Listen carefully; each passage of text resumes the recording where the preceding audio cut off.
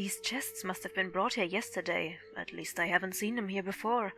But why are they locked?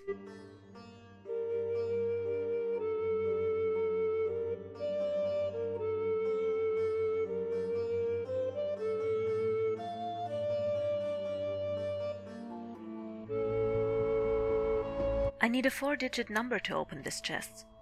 Maybe I will find some reference in this tent?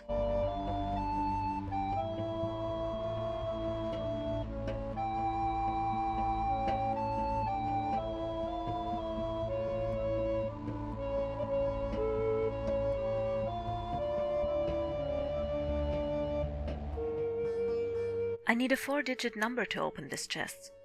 Maybe I will find some reference in this tent?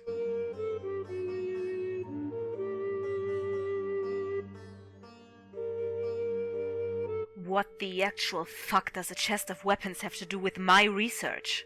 Something's wrong here.